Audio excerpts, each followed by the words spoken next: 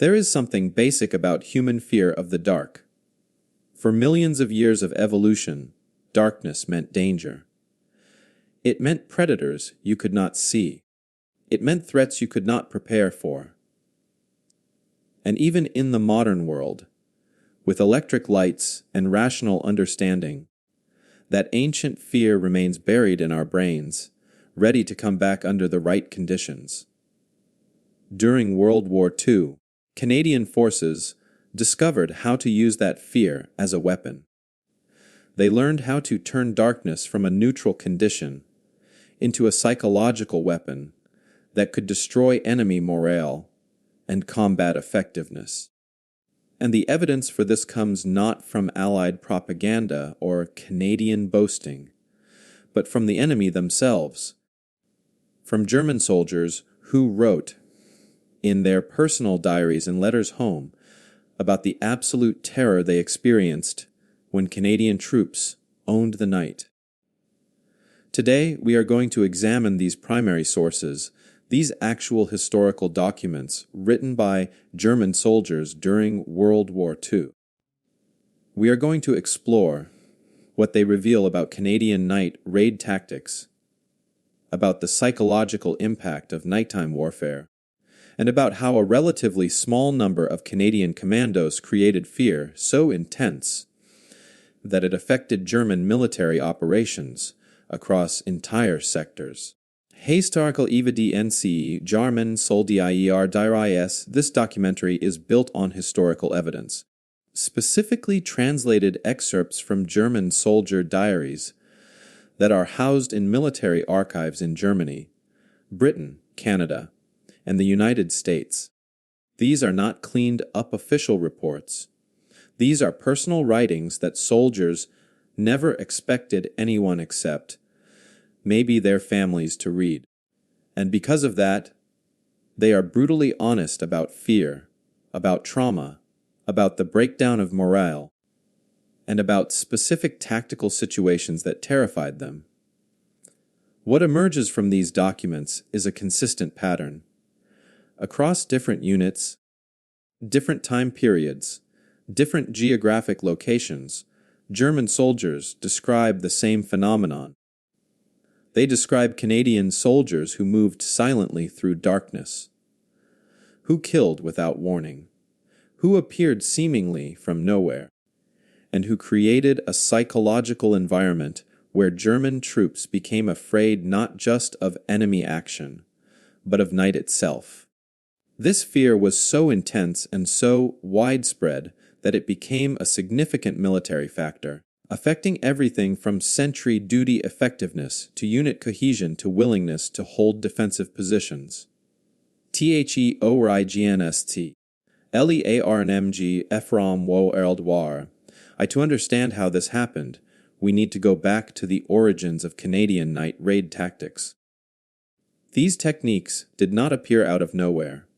They were developed systematically, based on lessons learned from World War I, where trench raids had been a crucial but horrifying aspect of combat. Canadian forces in World War I had actually pioneered many trench raiding techniques, earning a reputation as aggressive and effective raiders. When World War II began, Canadian military planners looked back at those World War I experiences and asked, how can we take these tactics and refine them and make them even more effective? The answer they developed involved several key elements, including intensive training in silent movement, specialized training in knife combat and hand-to-hand killing, careful selection of soldiers with specific personality traits and backgrounds that suited nighttime operations, and most importantly, a psychological approach that emphasized not just killing the enemy, but terrifying them, creating a lasting fear that would persist even after the raid was over. THETRAMNG CREATING Sealanti Kielalaris. The training that Canadian night raiders underwent was extraordinarily demanding. Moving silently at night seems simple until you try to do it in combat conditions. carrying weapons and equipment through unfamiliar terrain, possibly over barbed wire, through mud in total darkness, without making any sound that would alert enemy sentries. Canadian training programs put soldiers through endless night exercises where they had to infiltrate mock enemy positions. Instructors would penalize any sound, any visible movement, any mistake that would have gotten them killed in real combat. Soldiers trained for months, learning to move at a crawling pace, testing each handhold and foothold before putting weight on it, learning to breathe silently, learning to communicate through minimal hand signals and touch, learning to navigate by feel and memory rather than sight. This training was supplemented by instruction in silent killing techniques, including use of fighting knives, wire garrots, bayonets, and bare-handed methods for eliminating sentries without allowing them to cry out or fire warning shots. Now, this is obviously disturbing material. We are talking about training young men, many of them teenagers, to sneak up on other human beings and kill them in close quarters with knives. This raises serious ethical questions about warfare and about what we ask soldiers to do. But it is also historical reality. And if we want to understand what happened and why German soldiers reacted the way they did, we have to confront these uncomfortable facts. The reality is that Canadian commanders made a calculated decision that night raids, despite their brutal nature, were militarily effective.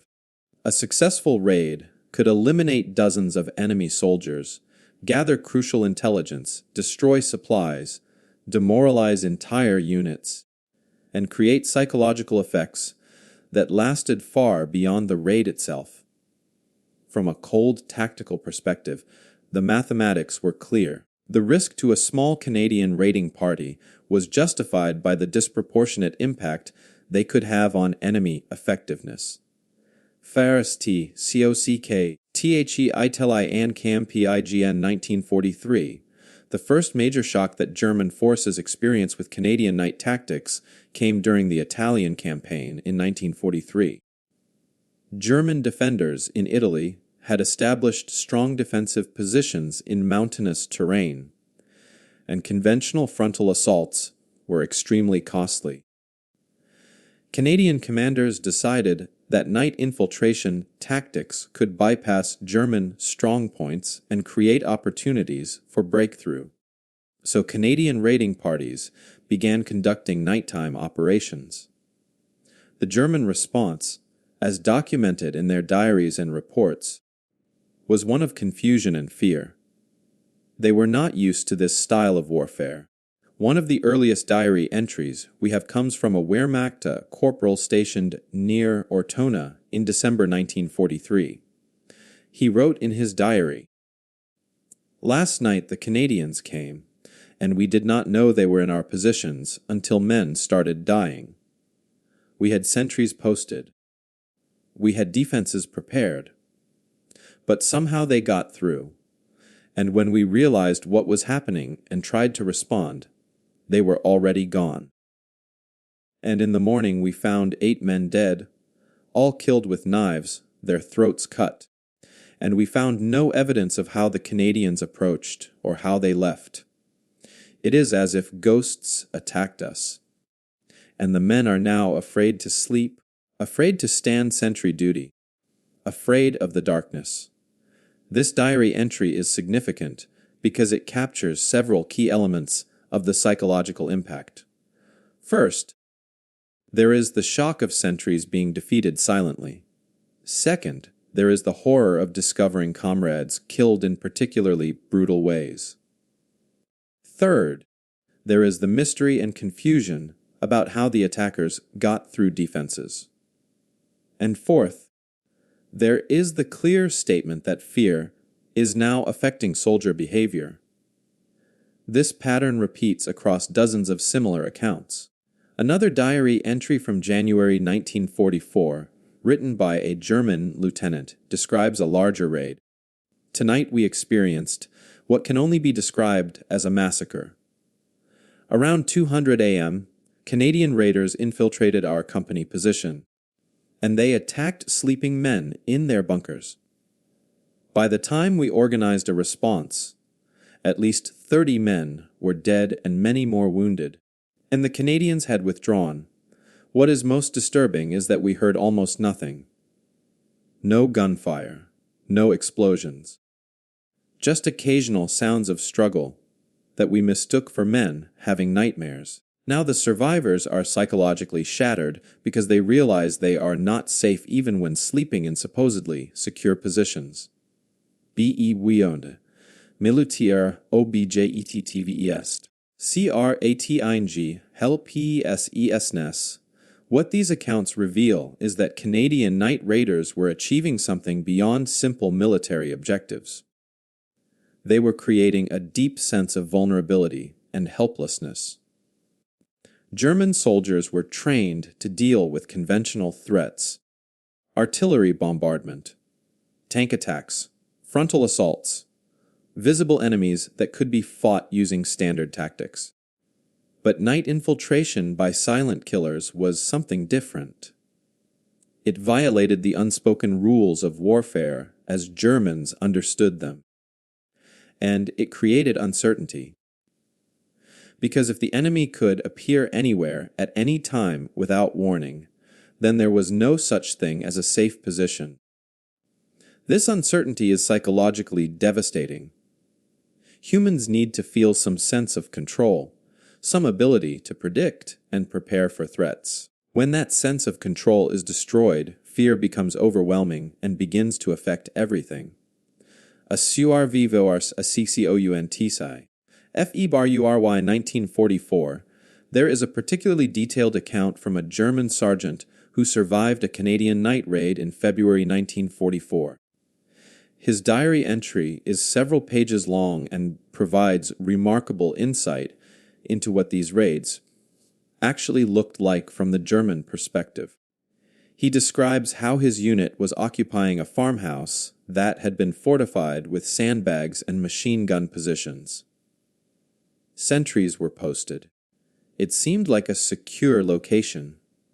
Around midnight, he was awakened by strange sounds that he could not immediately identify.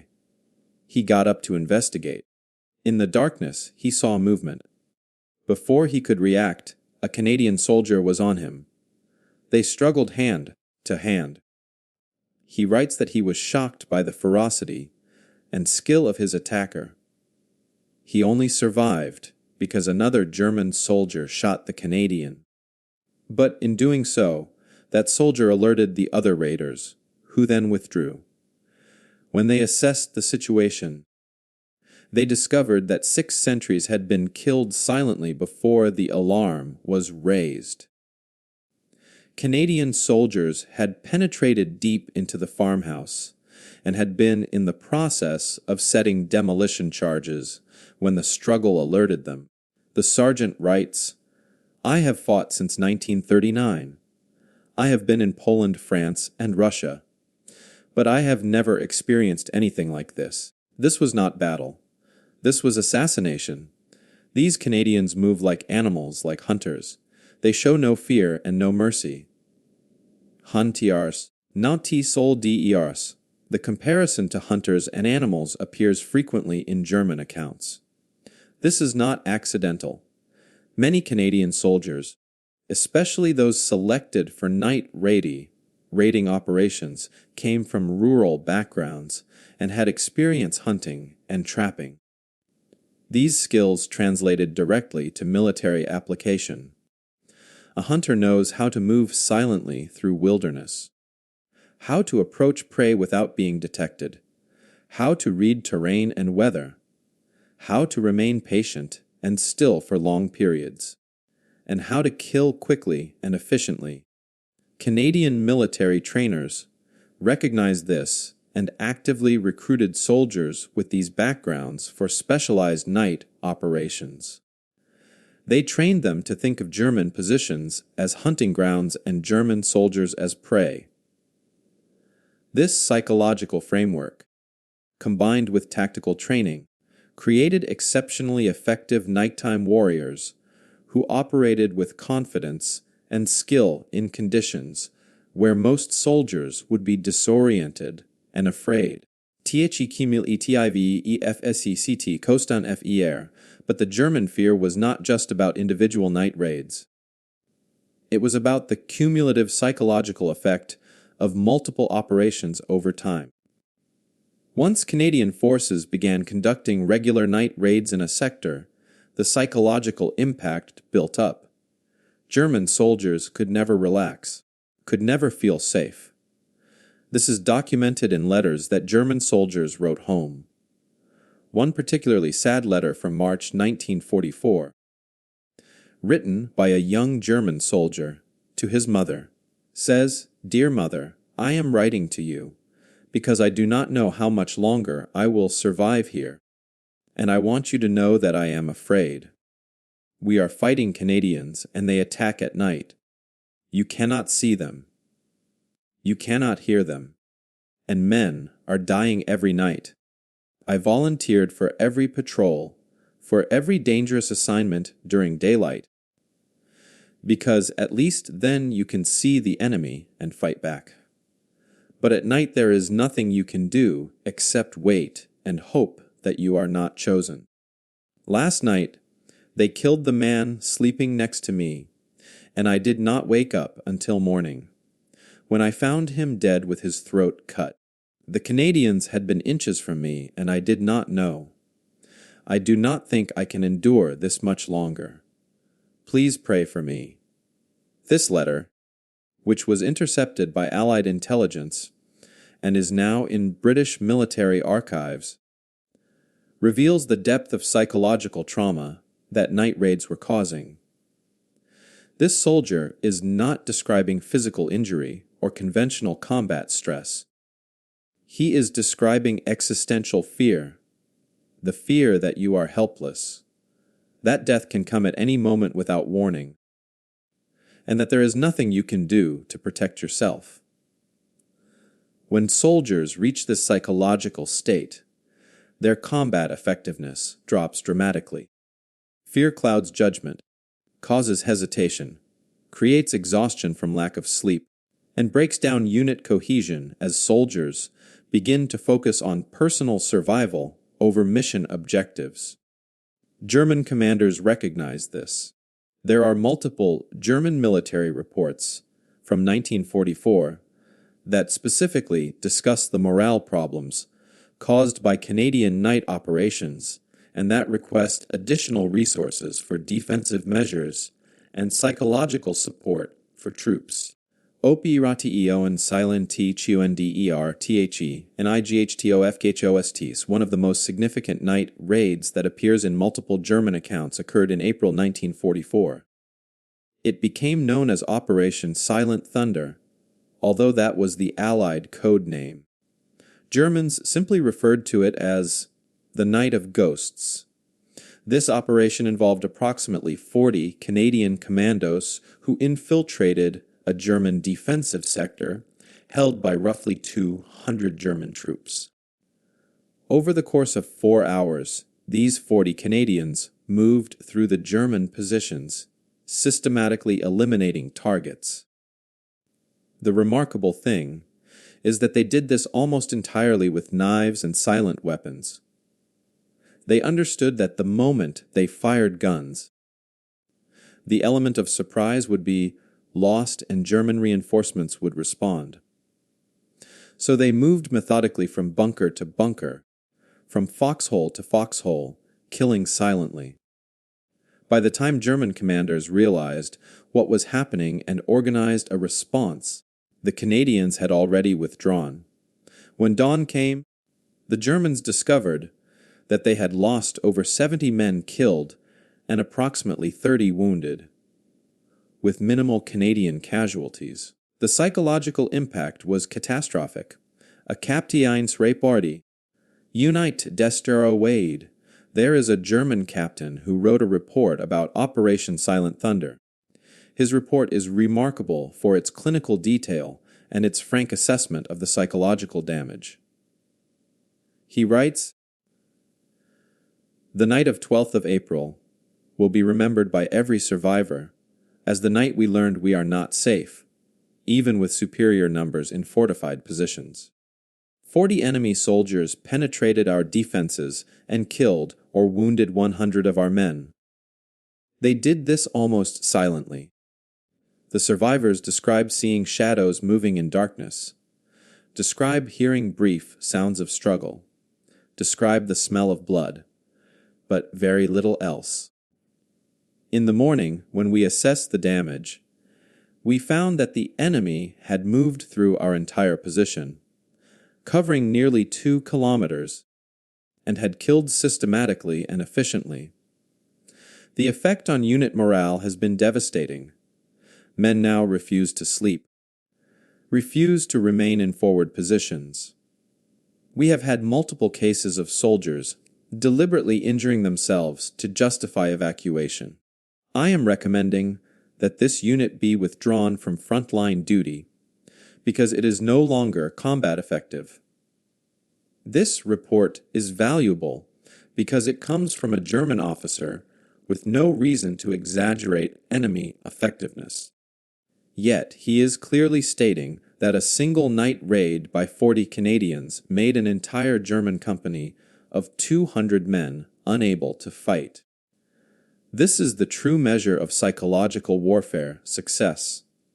The goal is not just to kill enemy soldiers. The goal is to destroy their will to fight, to create fear so intense that it affects behavior even when the immediate threat is absent. Canadian night raiders achieved this repeatedly. German units that had experienced Canadian night attacks became reluctant to hold nighttime positions, became less aggressive in their own operations, and became more focused on defensive measures and protecting themselves than on tactical objectives. GRN 2 NT as US, the German military response to Canadian night raids was extensive and is well documented in German military archives. Commanders recognized this was a serious problem that required systematic solutions. The measures they put in place included increasing sentry density so that more soldiers were awake and alert at night, implementing password systems and challenge protocols to identify infiltrators, establishing trip wires and noise, making devices around defensive areas, issuing orders for sleeping soldiers to remain partially dressed and armed for quick response, organizing quick reaction forces specifically to respond to night attacks, and perhaps most tellingly, rotating units that had experienced Canadian night raids out of frontline positions because of morale concerns. The fact that German high command felt it necessary to develop specific tactical doctrine for countering Canadian night operations shows how significant the problem had become. A TRA inigi egumenti a CK Noel DGMTHETHRE8. There is a German training document from mid-1944 that was distributed to units facing Canadian forces. This document provides detailed instructions for defensive measures against night raids. It is fascinating because it reveals what German commanders believed made Canadian night tactics effective.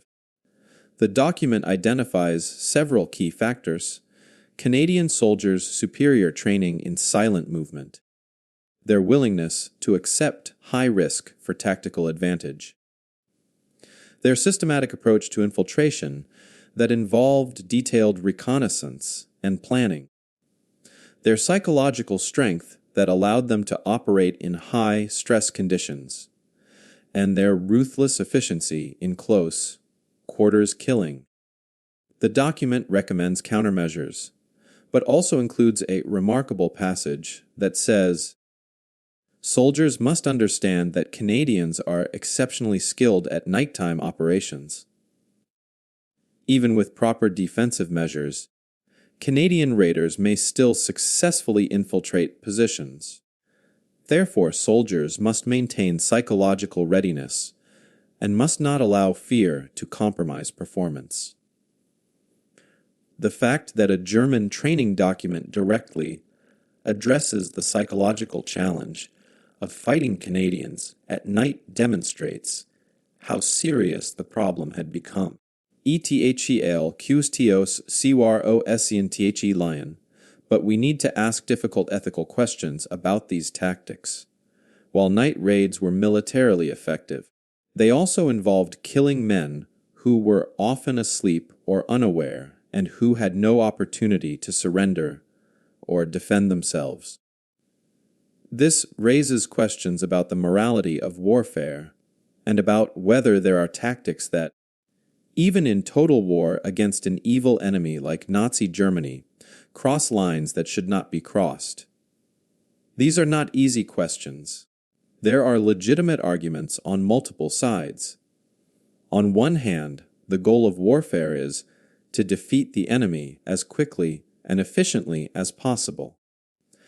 Tactics that achieve this while reducing friendly casualties are militarily sound. Canadian night raids accomplished this. They killed enemy soldiers, gathered intelligence, destroyed supplies, and damaged opposing morale. Every German soldier killed or captured was one less enemy threatening Allied forces and civilians. From this perspective, night raids were a legitimate and effective tool of warfare. On the other hand, there is something deeply disturbing about killing sleeping men, about approaching unaware sentries and cutting their throats, about systematically moving through enemy positions, eliminating targets who have no chance to fight back. Some critics, both at the time and in history, have argued that these tactics violated the spirit, if not the letter, of the laws of war. That they represented a descent into barbarism that reduced the moral distinction between Allied forces and their Nazi enemies. Canadian night raiders themselves struggled with these questions. There are post-war interviews with Canadian veterans who participated in these operations. Many express moral uncertainty about what they did. One veteran said in an interview, "We were trained to kill silently and efficiently, and we did our job. I believe it was necessary and that it saved Allied lives. But I will tell you honestly that I still see the faces of the men I killed. I still hear the sounds they made. I have carried that for 60 years, and I would not want my children or grandchildren to have to do what I did." Along Tarm Psychola IAMPACT, the long-term psychological impact on both sides is an important part of this story. The German soldiers who survived Canadian night raids carried trauma for the rest of their lives. There are post-war interviews with German veterans who, decades after the war, still describe nightmares about Canadian night attacks and still express fear when discussing those experiences. One German veteran interviewed in the 1980s said, "I am an old man now, and the war has been over for 40 years. But I still cannot sleep in complete darkness, because when it is dark I remember the Canadians. I remember how they came in the night and how we were helpless. I know it is irrational, but the fear is still there." This testimony shows that the psychological wounds created by night raids lasted long after the physical danger had ended. This is the nature of psychological warfare. It creates trauma that lasts far beyond the immediate tactical situation. Similarly, Canadian raiders experienced their own psychological toll. Killing at close quarters in darkness creates deep trauma because you are not dropping bombs from altitude or firing artillery from miles away. You are close enough to see and hear, and sometimes even smell your victims. This creates moral injury, even when soldiers believe their actions were justified. There are documented cases of Canadian night raiders who returned from the war and struggled with alcoholism, depression, and what we now recognize as post-traumatic stress disorder. Some became advocates for peace, specifically because they had experienced the horror of close quarters killing and did not want future generations to experience the same. This complexity is important to acknowledge. It is easy to view historical military operations as clean tactical successes. But the human cost, both to those killed and to those who killed, is real and lasting. Per CNTFEAR, My RCH 1945. As the war progressed and Canadian forces moved from Italy into France and eventually into Germany, the night raid tactics continued. The German fear of Canadian nighttime operations lasted. There are diary entries from as late as March 1945, just weeks before the war ended, where German soldiers are still writing about their fear of Canadian night attacks. One entry from a German soldier in the Rhineland says, "We are surrounded and we know the war is ending. We know Germany will lose. But what terrifies me more than captivity, more than death, is the thought that tonight the Canadians might come. I have heard the stories from other units. I have seen what they do. And I would rather face American or British troops in daylight battle than face Canadians in darkness." The fact that even in the final weeks of the war, when German defeat was obvious and unavoidable, soldiers were still specifically afraid of Canadian night operations demonstrates the lasting psychological impact these tactics achieved. Hester Kelly Exiwe Tektai Eli XCLENCVS. EHIKL Campi Xitwi. The historical legacy of Canadian night raids is complex. From a military history perspective, they represent tactical innovation and excellence. Canadian forces identified a weakness in German defensive methods. They exploited it systematically through specialized training and organization, and they achieved results far beyond what their numbers would suggest. Military historians and strategists still study Canadian night raid tactics as examples of effective small unit operations, psychological warfare, and force multiplication. Modern special operations forces, including Canadian, American, British, and other NATO countries, have incorporated lessons from World War II, Canadian night raids into their own training and methods. So from this perspective, Canadian night raiders were pioneers who advanced military tactics and contributed significantly to Allied victory. But from an ethical perspective, the legacy is more complicated. Night raids made normal tactics that blur the line between combat and assassination, tactics that involve killing with minimal chance for the enemy to surrender or defend themselves. While these tactics were used against Nazi Germany, which was genuinely evil and needed to be defeated, the precedent they set raises questions about what tactics are acceptable in warfare and about whether the ends always justify the means. These are questions that military ethicists, philosophers, and veterans themselves continue to struggle with. There are no easy answers because warfare, especially total warfare against existential threats, creates situations where normal moral reasoning breaks down, where the need to win and to protect your own forces can override traditional ethical limits. Cowen CL Use ION UNDER Stand INGTHE Human Coast T. What is clear from examining German diaries and letters is that Canadian night raids achieved their tactical objectives and created psychological effects that significantly impacted German military effectiveness. German soldiers experienced genuine terror when facing Canadian nighttime operations. This terror was not irrational propaganda or exaggeration. It was a reasonable response to a real threat. Canadian night raiders were genuinely dangerous, were highly trained, were willing to take significant risks, and were capable of causing casualties far beyond what their numbers would suggest. The German accounts provide a window into the lived experience of being on the receiving end of effective psychological warfare. They remind us that behind every tactical success, every military innovation, every statistical casualty report, there are human beings experiencing fear, pain, trauma, and death, and that these human costs are real regardless of which side you are on. As we finish this examination of German perspectives on Canadian night raids, we are left with multiple takeaways.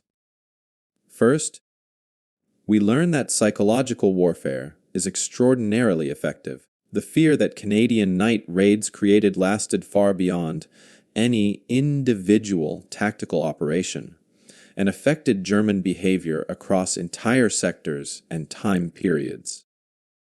Second, we learn that specialized training and selection of people with appropriate skills and backgrounds can create military capabilities that far exceed what raw numbers would suggest.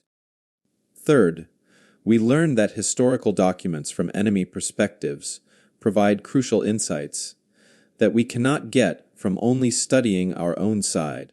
German diaries and letters reveal the actual impact of Canadian tactics in ways that Allied reports cannot capture. Fourth, we learn that warfare involves deep moral complexity.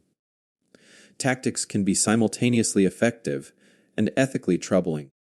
We have to deal with both realities. And most importantly, we learn that every war story involves human beings on all sides who experience fear and trauma and suffering. Understanding these human dimensions is essential for truly understanding history.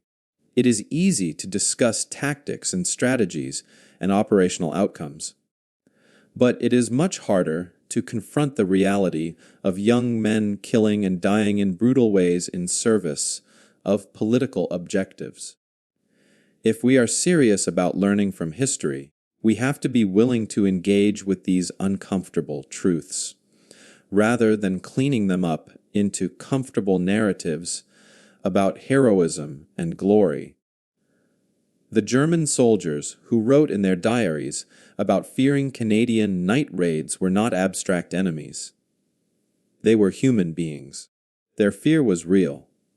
Their trauma was lasting. That does not make the Canadian tactics wrong or unjustified, but it does make them more complex and more worthy of serious ethical thought. Sael Tio Asition, thank you for watching this documentary on German diaries showing shock at Canadian night raids. I want to take a few minutes now to ask for your support, because creating historical content like this requires significant time, research, and resources. This channel depends entirely on viewer support to continue producing these in-depth documentaries that explore untold stories and uncomfortable truths. If you found value in this documentary, I am going to ask you to do several specific things that will help this channel grow and reach more people who appreciate serious historical analysis.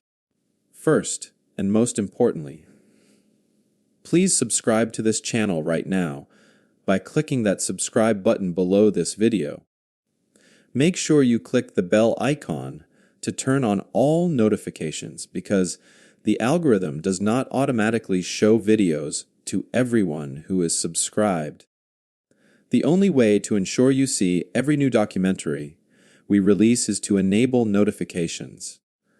We release new content every single week, covering World War II military history, tactical analysis, and deep explorations of historical topics from multiple perspectives. Subscribing is completely free. It is the single most important thing you can do to support this channel, because subscriber count directly affects how the platform promotes our content and helps us reach larger audiences who appreciate historical depth over superficial clickbait. Second, please absolutely smash that like button. I know it seems like a small thing, but the algorithm pays very close attention to view ratios. Videos that get higher percentages of likes get promoted more aggressively to new audiences through recommendations and search results. So if you watched this entire documentary and found it valuable, please take 2 seconds to click that thumbs up button. It makes a real difference in how many people see this content and helps the channel grow organically. Every like is literally helping us reach history enthusiasts who would appreciate this type of in-depth analysis, but might not know this channel exists yet. Third, and this is really important, please leave a comment below sharing your thoughts about this documentary. I want to know what you think about the ethical questions we raised, about whether you believe Canadian night raid tactics were justified, about what you learned from the German perspective, about whether this changed your understanding of World War II history. I personally read every single comment and respond to as many as I can. Your feedback directly shapes future content because when I see what topics connect with viewers, what questions you have, what aspects you want explored further, that informs what documentaries I create next. Beyond my own use of your feedback, the algorithm also promotes videos that generate discussion in the comments section.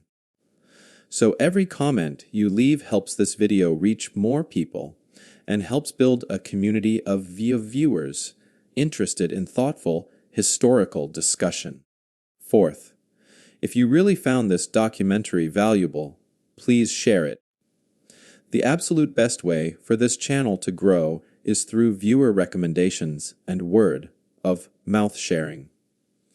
If you have friends, family members, colleagues, or online communities who are interested in World War II history, military tactics, psychological warfare, or just nuanced historical analysis, please send them this video.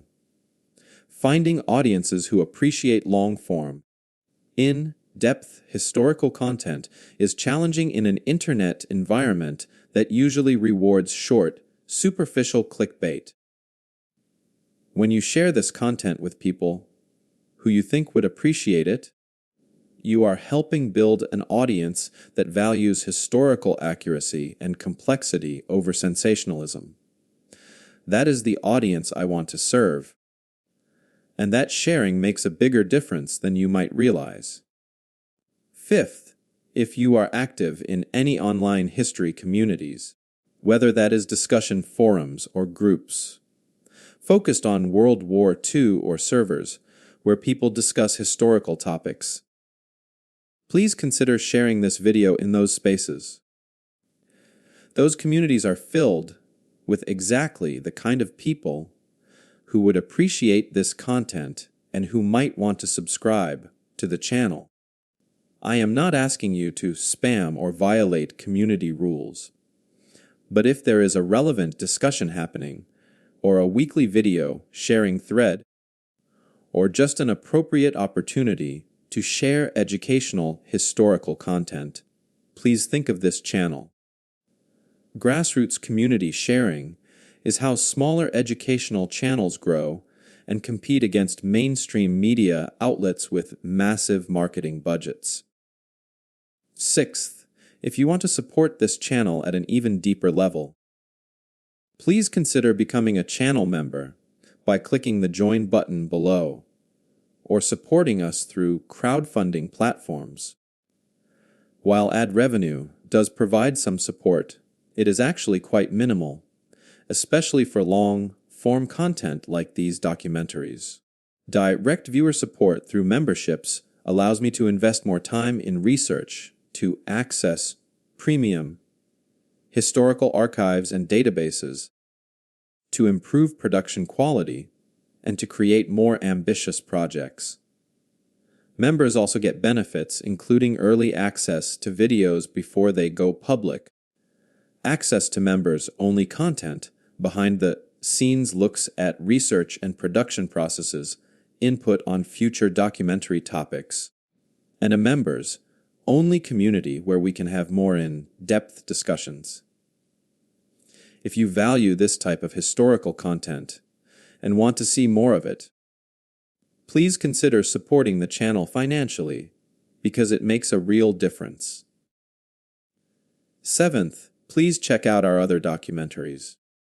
If you enjoyed this one, you will probably enjoy our entire catalog of World War II content. We have videos exploring German perspectives on other Allied forces. We have tactical analysis of specific battles. We have deep dives into psychological warfare and unconventional tactics. We have documentaries on overlooked battles and forgotten units. And we have explorations of ethical questions in military history. All of that content is available on the channel right now. The more videos you watch, the more the algorithm promotes our content. Watching multiple videos in a session is actually one of the strongest signals you can send to the platform that this is quality content worth recommending to others. So if you have time, please dive into our back catalog. Eighth, if you have expertise or resources that could contribute to future documentaries, please reach out. I am always looking for historical consultants, primary source documents, veteran interviews, or family members of World War II, participants who might have letters, diaries, photographs, or stories to share. If you have access to historical materials that could inform future content, or if you have academic expertise in military history that could help ensure accuracy, please contact me through the email listed in the Channels About section. These documentaries are better when they can incorporate diverse sources and expert perspectives. I welcome collaboration with historians, researchers, and anyone who can contribute to more accurate and comprehensive historical analysis. Ninth, please be patient with the upload schedule. Creating these documentaries takes significant time because each one requires extensive research, reading through primary sources, fact-checking details, writing scripts, recording narration, and editing. I am committed to maintaining quality over quantity, which means I will never sacrifice historical accuracy or analytical depth just to pump out more videos. I would rather release one excellent documentary per week than 5 mediocre ones. I hope you agree that quality matters and that you would rather wait for well-researched content than get rushed superficial videos. Your patience and understanding allows me to maintain the standards that make this channel valuable. And finally, I want to thank you sincerely for watching this entire documentary. Committing this much time to an in-depth historical analysis is not easy, especially in an internet environment that usually rewards short attention spans and quick entertainment. The fact that you watched all the way to the end tells me that you value historical depth, that you appreciate nuanced analysis, and that you are willing to engage with complex and sometimes uncomfortable topics. That is exactly the audience I am trying to serve. I am grateful that you are here, and I hope you will continue to be part of this community as we explore more untold stories and difficult historical questions together. So to summarize what I am asking you to do right now, subscribe and hit the bell icon. Smash that like button. Leave a comment with your thoughts. Share this video with anyone who would appreciate it. Consider becoming a channel member or supporter. Check out our other documentaries. And most importantly, keep watching, keep learning, and keep engaging with history in all its complexity. That is how we honor the past and build better understanding for the future. I will see you in the next documentary, where we will continue exploring the stories that textbooks leave out, the perspectives that challenge comfortable narratives, and the historical truths that deserve to be remembered and understood. Until then, thank you again, and please take care.